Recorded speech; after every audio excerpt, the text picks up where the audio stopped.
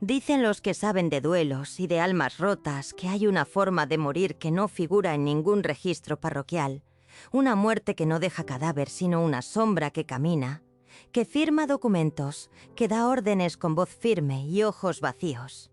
Es la muerte del que sobrevive a quien amaba, la del que despierta cada mañana en una cama demasiado grande y aprende, con el paso de los días, a llamar a eso vivir. La hacienda Valdecruces se alzaba al sur de la provincia como una sentencia de piedra, imponente y severa, con sus muros color ocre quemado por décadas de sol y sus ventanas altas que miraban al horizonte como ojos que ya no esperan nada. Los jornaleros de los pueblos cercanos la llamaban la Casa del General Triste, aunque ninguno se atrevía a decirlo en voz demasiado alta, porque el general Rodrigo Alcántara tenía la reputación de un hombre que había cruzado 3 guerras sin doblar la rodilla ante nadie y cuya mirada podía helar el agosto más inclemente. Había sido, dicen quienes lo conocieron antes, un hombre diferente. Un hombre que reía con el vientre, que montaba a caballo al amanecer solo por el placer de sentir el viento, que cantaba canciones obscenas con sus soldados alrededor de las fogatas de campaña.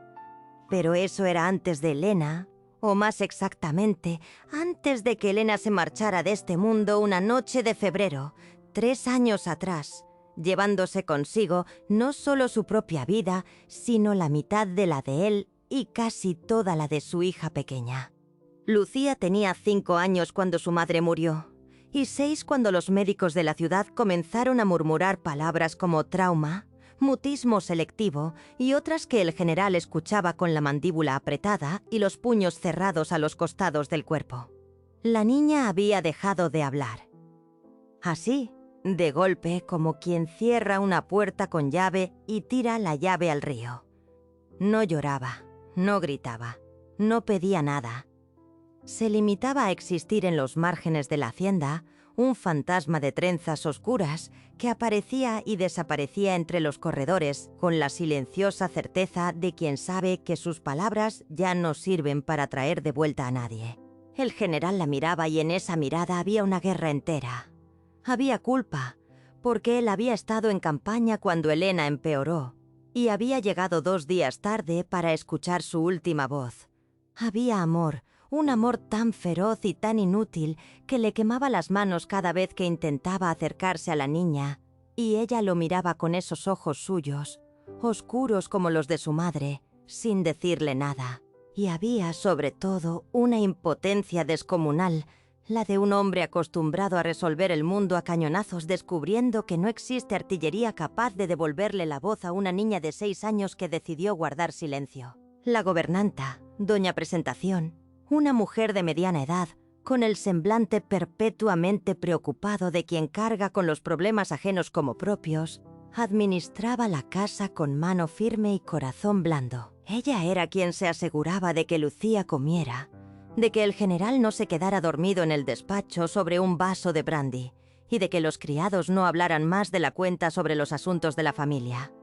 Pero incluso ella, con toda su dedicación, había aprendido a moverse por Valdecruces con pasos amortiguados, como si el dolor que habitaba aquellas paredes fuera un animal dormido que convenía no despertar. Los días en la hacienda tenían todos la misma textura gris.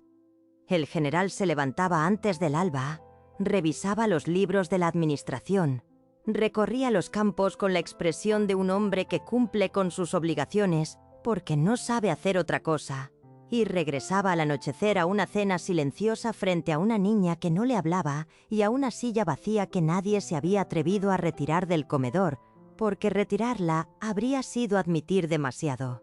3 años. 3 años de esa misma tarde repetida, de ese mismo silencio espeso, de esa misma oscuridad que no era la de afuera sino la de adentro. Y entonces, un lunes ordinario de principios de primavera, llegó Remedios. Llegó sin anunciarse de manera especial, sin ningún presagio que justificara lo que su presencia habría de desatar. Llegó con su cesto de mimbre, sus manos encallecidas y su voz que tarareaba sin permiso de nadie, contratada por doña Presentación para hacerse cargo de la colada de la casa, porque la lavandera anterior había partido al pueblo de al lado a casarse. Era una mujer joven, de formas generosas y andar tranquilo, con el cabello oscuro recogido bajo un pañuelo y una sonrisa que parecía no haber recibido la notificación de que en Valdecruces estaba prohibido sonreír. Nadie en la hacienda podía haber anticipado lo que ocurriría después. Nadie, excepto quizás el destino, que tiene la costumbre de enviar sus milagros disfrazados de cosas pequeñas, una lavandera, un lavadero junto al estanque y una niña de ojos oscuros que ese primer lunes de primavera se detuvo detrás de un rosal y observó a la recién llegada con una expresión que nadie le había visto en 3 años. No era miedo, no era indiferencia. Era, aunque nadie en Valdecruces supiera aún reconocerlo, el primer destello tímido de la curiosidad volviendo a la vida. Antes de que esta historia continúe, necesito pedirte algo. Cuéntame en los comentarios desde qué país nos acompañas hoy, porque esta historia de silencios rotos y corazones que vuelven a latir llega a rincones del mundo que a veces me sorprenden y me gustaría saber desde dónde la estás escuchando tú. Remedios Valverde había aprendido a lavar ropa antes de aprender a leer, y no lo decía como queja, sino como dato, con la misma neutralidad con que uno describe el color del cielo. Su madre le había enseñado el oficio a orillas del río del pueblo, con las manos dentro del agua fría y una canción en la boca, porque decía que el trabajo sin canción era solo sufrimiento, y el trabajo con canción era casi una oración. Remedios se había quedado con esa filosofía como quien hereda una joya sin marco, sencilla, pero valiosa. Llegaba a Valdecruces cada lunes, miércoles y viernes al despuntar el sol, cruzaba la verja lateral que daba al patio trasero y se instalaba junto al lavadero de piedra con la puntualidad tranquila de quien no necesita que nadie la supervise. El lavadero estaba situado junto a un estanque rectangular bordeado de lirios, en un ángulo del jardín que el resto de los criados evitaba sin razón aparente, como si la tristeza de la hacienda se hubiera concentrado allí con especial densidad. A Remedios, en cambio, aquel rincón le parecía hermoso, con su agua quieta y sus sombras de ciprés, y lo decía en voz alta para nadie, porque tenía la costumbre de hablar con los lugares como si éstos pudieran escucharla. Fue precisamente esa costumbre la que llamó la atención de Lucía por primera vez. La niña había rondado el estanque aquella primera mañana de primavera con su sigilo habitual, ese modo suyo de aparecer sin hacer ruido, como un gato pequeño y melancólico. Pero cuando escuchó a la lavandera dirigirse al lirio más grande con un «Buenos días, señor lirio, qué elegante estáis hoy», se detuvo en seco detrás del rosal y abrió los ojos con una expresión que llevaba 3 años ausente de su rostro. No era miedo, era algo mucho más frágil y mucho más poderoso. Era asombro. Remedios la vio desde el primer momento. Claro que sí. Tenía el instinto de las mujeres acostumbradas a los niños difíciles, ese radar silencioso que detecta la presencia pequeña si sienta detectada. Siguió frotando la ropa contra la piedra, siguió tarareando su melodía sin nombre, y no giró la cabeza ni una sola vez hacia el rosal. Sabía, con la certeza que no se aprende en los libros, que mirar demasiado directo a una criatura asustada equivale a perderla para siempre. Así pasaron los primeros días. Lucía observaba desde sus escondites cambiantes, siempre a una distancia prudente, siempre en silencio, con esos ojos oscuros que absorbían cada movimiento de la lavandera, como si estuviera viendo algo que no alcanzaba a comprender del todo, pero que la atraía con la fuerza inexplicable de las cosas verdaderas. Y Remedios lavaba, cantaba, hablaba con los lirios y con los pájaros y con el agua misma, y dejaba que la presencia de la niña fuera creciendo a su propio ritmo, como crece la confianza, despacio, sin que nadie la obligue. El general la vio por primera vez desde la ventana de su despacho un miércoles de esa misma semana. No la había buscado con la mirada, simplemente levantó los ojos del libro de cuentas que fingía revisar y la encontró allí, en el rincón del estanque, con los brazos metidos hasta el codo en el agua jabonosa y la voz lanzando al aire una canción que llegaba amortiguada hasta el cristal. Se quedó quieto más tiempo del que habría podido justificar ante sí mismo. Había algo en aquella mujer que no encajaba con la atmósfera de Valdecruces, algo que resistía la gravedad del luto que pesaba sobre cada piedra de la hacienda, y esa resistencia lo desconcertó de una manera que no supo nombrar. Fue doña Presentación quien, sin quererlo, lo informó de lo que estaba ocurriendo junto al estanque. La gobernanta mencionó de pasada, mientras le servía el café de la tarde, que la pequeña Lucía había estado merodeando cerca del lavadero durante toda la jornada.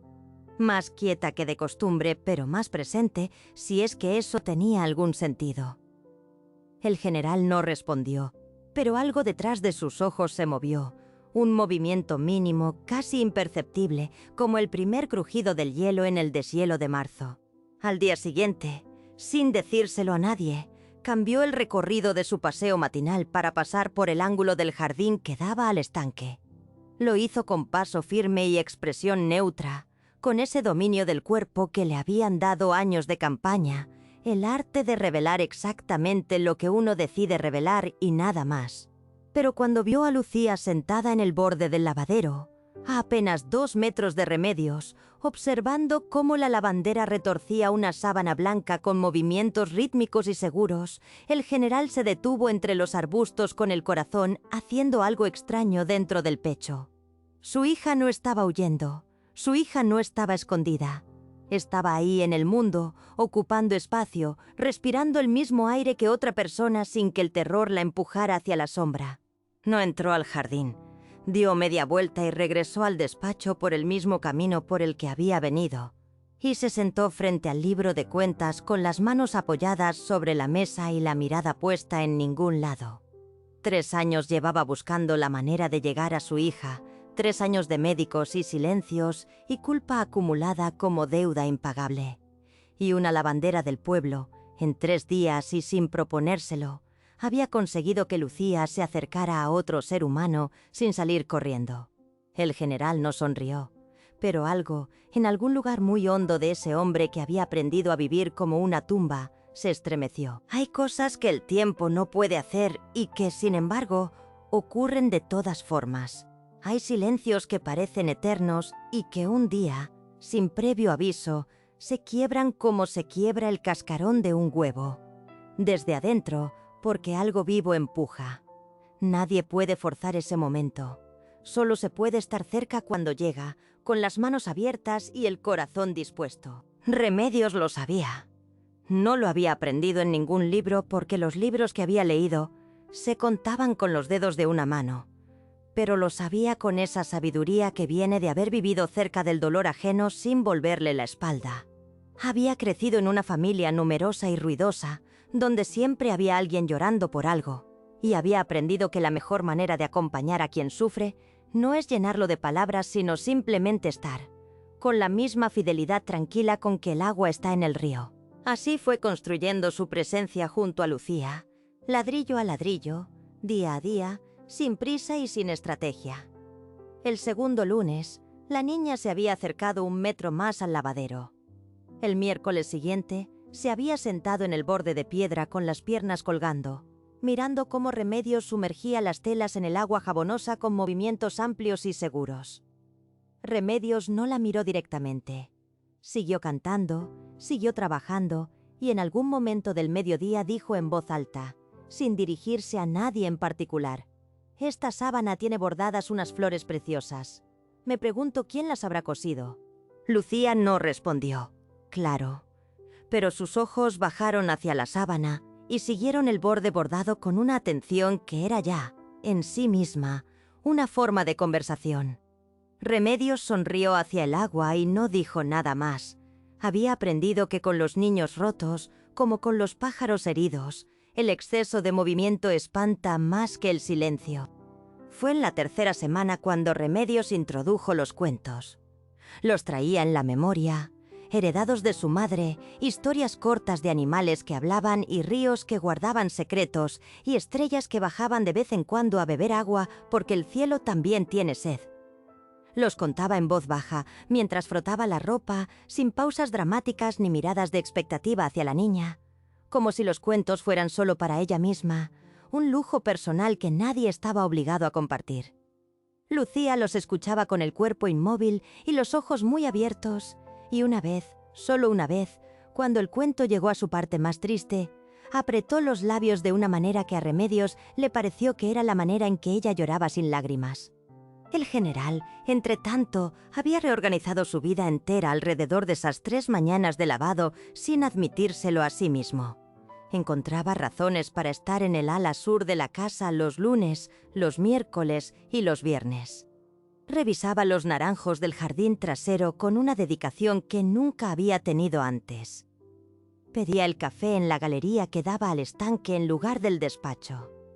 Y desde esos distintos ángulos, con la maestría del hombre acostumbrado a observar sin ser visto, miraba a Remedios y a Lucía con una mezcla de sentimientos que no habría sabido ordenar, aunque se lo hubiera propuesto. Había gratitud, una gratitud tan grande que le pesaba en el pecho como una piedra caliente. Había alivio, el alivio frágil y casi supersticioso de quien ve a su hija moverse hacia la luz después de años de verla hundirse en la oscuridad.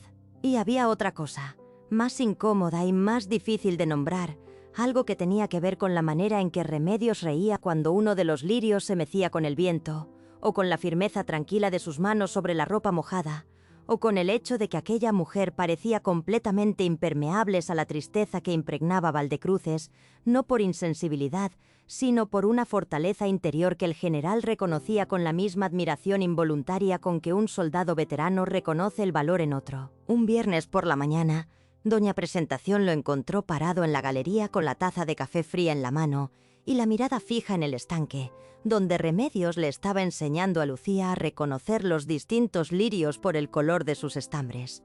La gobernanta no dijo nada.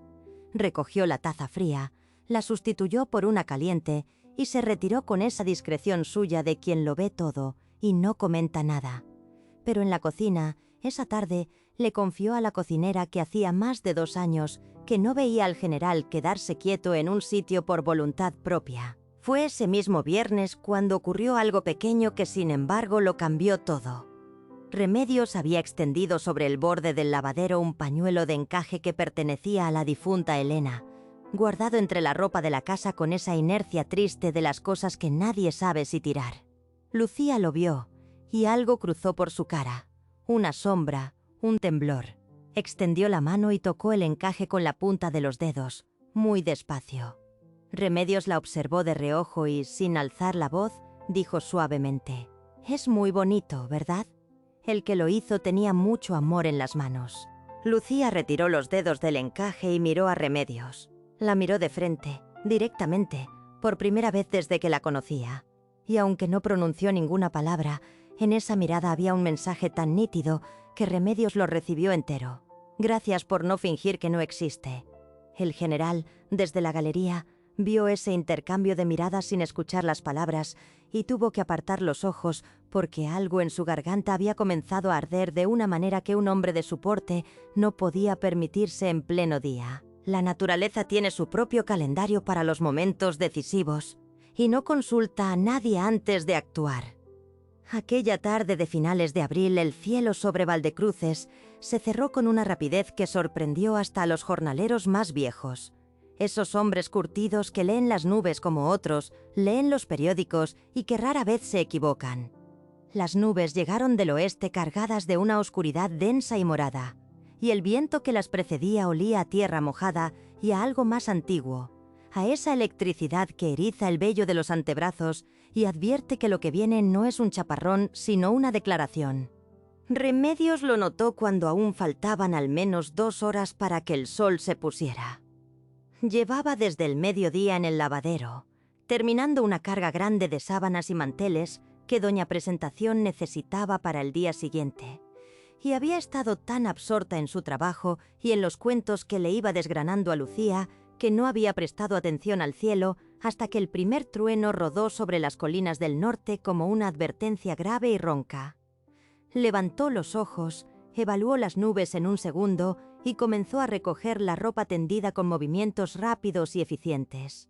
Lucía estaba sentada en su sitio de siempre, el borde del lavadero, con los pies rozando el agua y los ojos puestos en Remedios con esa atención suya, que ya no era solo curiosidad, sino algo que se parecía mucho a la dependencia afectuosa, a esa forma de mirar que tienen los niños cuando han decidido, sin decírselo a nadie, que una persona les importa. No se movió cuando el trueno sonó. No era de las que se asustaban de los truenos, quizás porque llevaba demasiado tiempo viviendo con miedos más grandes y más silenciosos que cualquier tormenta.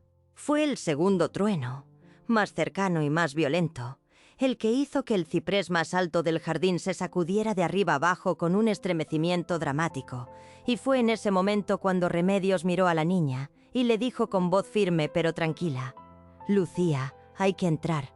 Ven conmigo». Era la primera vez que le hablaba de manera directa, sin el rodeo de los lirios y los pájaros, mirándola a los ojos y usando su nombre. Lucía parpadeó. Luego, con la lentitud de quien sopesa una decisión importante, se bajó del borde del lavadero y dio un paso hacia la lavandera. Pero el destino, que tiene sentido del drama, eligió ese momento para soltar la tormenta entera de golpe. La lluvia cayó de repente con una fuerza torrencial que transformó el jardín en cuestión de segundos, y el viento que la acompañaba era tan violento que arrancó el pañuelo de la cabeza de Remedios y lo lanzó hacia el estanque. En la confusión del primer instante, Remedios corrió a cubrir la ropa limpia que aún quedaba en el tendedero, y cuando se giró a buscar a Lucía, la niña no estaba donde debía estar. El pánico que atravesó a Remedios fue rápido y frío, como una hoja de metal. Miró hacia el jardín inundado de lluvia, miró hacia los arbustos, miró hacia el estanque con el corazón desbocado. Y fue entonces cuando la vio. Lucía había seguido al pañuelo con esa lógica imprevisible de los niños pequeños y estaba de pie junto al borde del estanque, calada hasta los huesos, con el pañuelo mojado en las manos y los ojos muy abiertos mirando el agua agitada por la lluvia, sin comprender del todo en qué momento había llegado hasta allí. El general salió de la casa en el mismo instante en que doña Presentación gritó desde la galería que la niña estaba junto al estanque. No tomó el paraguas. No se puso la chaqueta. Cruzó el jardín a grandes zancadas bajo la lluvia con una velocidad que nadie habría esperado en un hombre de su complexión. Y en su cara no había ya ninguna máscara de general ni de viudo digno, ni de hombre que controla sus emociones. Había solo el terror puro y animal de un padre. Gritó el nombre de su hija con una voz que no era la suya, o que era la más suya de todas, la que había enterrado junto a Elena 3 años atrás. Llegó al borde del estanque y encontró a Lucía de pie, sin peligro inmediato, pero empapada y temblando, con el pañuelo de encaje de su madre apretado contra el pecho. Remedios llegó al mismo tiempo desde el otro lado, y los tres quedaron un momento quietos en medio de la tormenta, la lluvia cayendo sobre ellos con una indiferencia solemne, el trueno rodando a lo lejos. El general se arrodilló en el barro frente a su hija y la tomó por los hombros con unas manos que le temblaban, y fue entonces, en ese momento exacto, cuando Lucía abrió la boca. No lo miró a él, miró a Remedios, y con una voz pequeña y oxidada por el desuso, una voz que sonó como suena una puerta que lleva años cerrada al abrirse por primera vez, pronunció una sola palabra: Remedios. Solo eso, solo su nombre.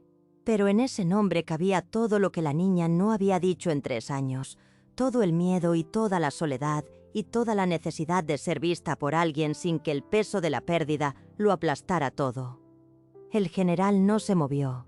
Permaneció arrodillado en el barro con la lluvia golpeándole la espalda y los ojos fijos en la boca de su hija, como si temiera que si parpadeaba el milagro se deshiciera. Y entonces, sin que pudiera evitarlo, sin que nadie lo viera venir, el general Rodrigo Alcántara, hombre de 3 guerras y 1000 batallas, lloró en silencio bajo la tormenta.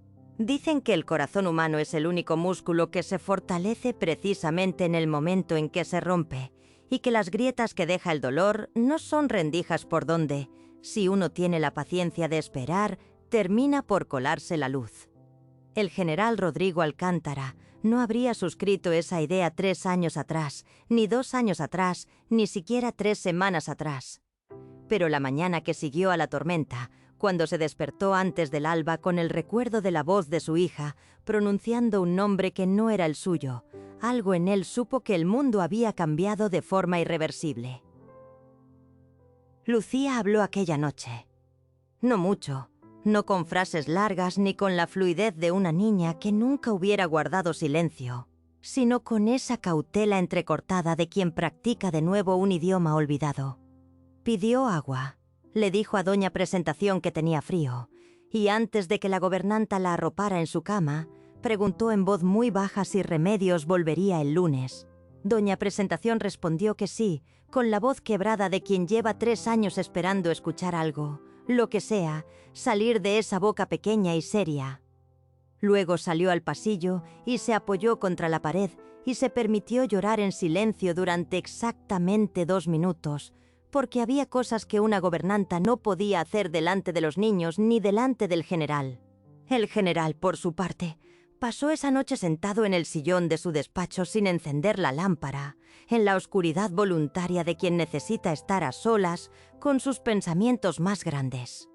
Pensó en Elena, como hacía cada noche, pero esta vez sin el peso aplastante de la culpa, sino con algo más suave y más triste, una despedida tardía, el reconocimiento de que amar a un muerto no puede convertirse en la razón para no vivir, y menos aún en la razón para que una niña de 6 años crezca dentro de un mausoleo. Pensó en Lucía pronunciando el nombre de Remedios con esa voz oxidada y valiente, y pensó por primera vez en Remedios misma, no como la lavandera ni como la mujer que había obrado el milagro, sino como la persona que era, entera, viva, generosa, con sus manos fuertes y su voz que no pedía permiso para existir. El lunes siguiente, cuando Remedios llegó a la verja lateral con su cesto de mimbre, encontró al general esperándola en el patio. No estaba apoyado en la pared con los brazos cruzados ni adoptaba ninguna de las posturas de autoridad que habría utilizado en cualquier otra circunstancia. Estaba simplemente de pie, con las manos a los costados, y en su cara había una expresión que Remedios no le había visto nunca, la de un hombre que ha ensayado lo que quiere decir y aún así no está seguro de cómo empezar. Ella se detuvo. Lo miró con esa franqueza suya que no era descaro sino honestidad natural, y esperó. «Quería agradecerle», dijo él con una voz más grave y más quieta que de costumbre.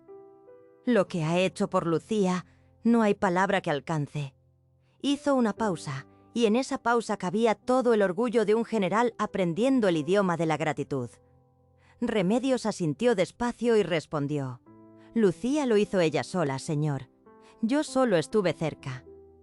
El general la miró durante un momento más largo del que la cortesía estricta habría permitido, y algo en esa mirada era tan distinto de todas las miradas que Remedios había recibido en su vida, tan desprovisto de condescendencia y tan lleno de algo que no sabía nombrar, que tuvo que bajar los ojos hacia el cesto para recomponerse.